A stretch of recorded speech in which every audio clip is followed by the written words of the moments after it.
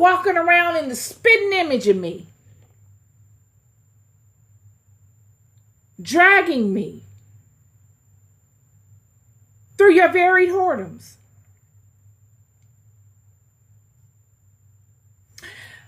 While I was in the shower prepping for this podcast, I was thinking about how the opponents of God,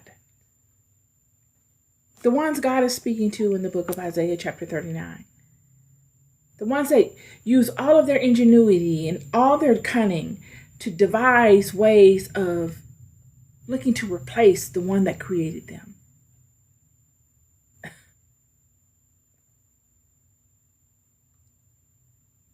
They're looking to anything that they can do to avoid the hierarchical structure of God's system, to overcome it, to overtake it, to buck it, and put something else in its stead, something that they create. Or if they don't create it, they rather align to it. They're rather aligned to anything else but what God has mandated. And it's a amazing thing as to why. Why wouldn't one just say, you know what?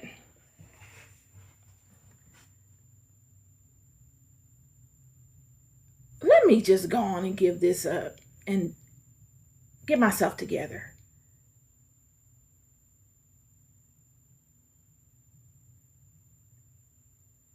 And instead of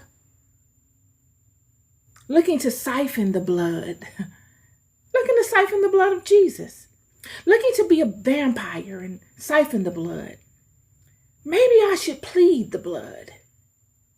Maybe I should ask for mercy. Maybe I should humble myself.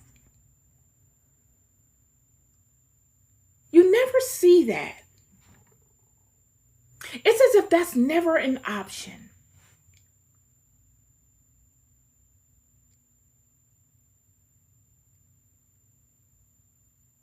It's as if they'd rather do away than to ever think to do that. Whether it's go run and hide somewhere or destroy a thing, they never think to realign.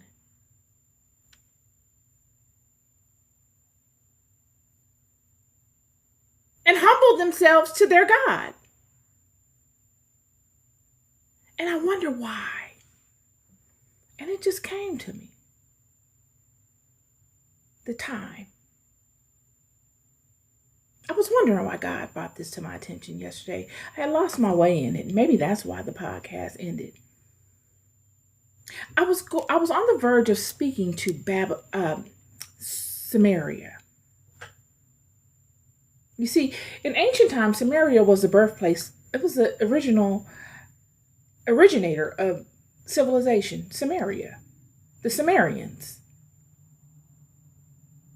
Those people that created language and linguistics and that expounded upon deep levels of mathematics. It was a whole world.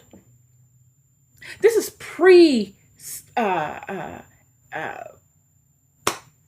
historic stuff.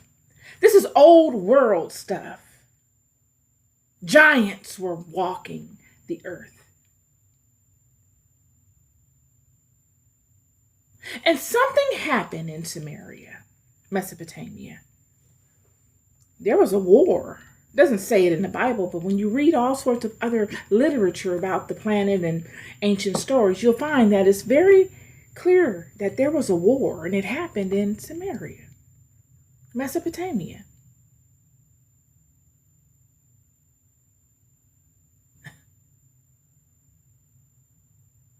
Seems as if that war was a war for placement. It was a war for dominance, permanency. They were fighting to keep dominance because there was an end of a cycle at hand. passing of a baton. And they didn't want to give it up.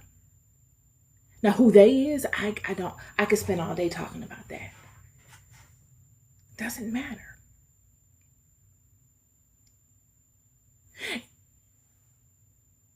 And much occurred. They too would want to destroy. Many people say that Samaria was hit with a nuclear bomb. When you go through these different books and stories of what happened during this war, they had advanced technology like you wouldn't even believe. Science fiction movies don't even touch it to its core. It's just surface level stuff. Fragments of what the real stuff was. That's how heavy the reality of that was and what happened.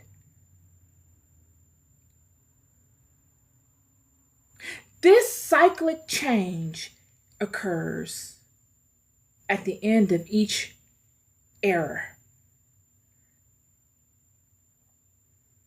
And when I began thinking about this today, as to why don't they just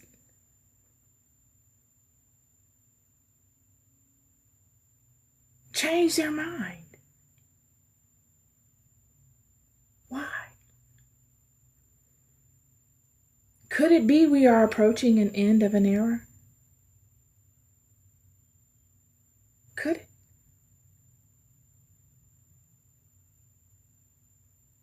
Could it be that we are in the same place that the Sumerians were in at a vast time before? Many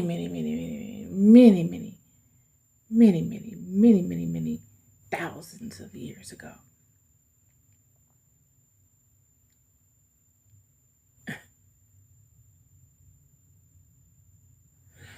It's an interesting